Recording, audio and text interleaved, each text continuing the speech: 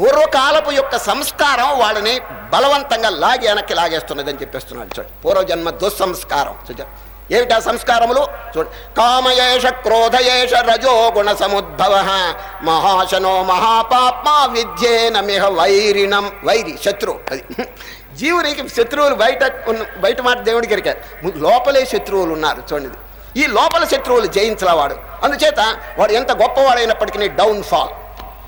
హిరణ్యకశిపుడు ఎంత గొప్ప చక్రవర్తి అండి, ఏం లాభం చెప్పండి, ఇంద్రియములను జయించలేకపోయినాడు. రావణాసుడు ఎంత గొప్ప చక్రవర్తి అయినప్పటికీ చూడండి, ఇంద్రియములకు దాసుడైపోయినాడు, కామానికి దాసుడైపోయినాడు, ఆఖరికి ఏమైపోయింది, బూడిదలో కలిసిపోయినాడు. చూడండి, 10 తలలు ఉన్నప్పటికీ కూడా రావణాసుడికి ఉపయోగం లేకుండా మట్టిలో కలిసిపోయినాడు. చూచారు, ఆ హృదయం అనేది పుచ్చిపోయిందండి, హృదయం అనేది కలుషితం అయిపోయింది. అదే చూచారా, సందర్భం వచ్చింది కాబట్టి ఒక వాక్యం చెప్తున్నాను. రావణాసురుని గురించిన ఒక వాక్యం అన్నది కవీశ్వరుడు ఎట్లా వర్ణించినాడో చూడండి. రావణాసురుడు సామాన్యుడు కాదు.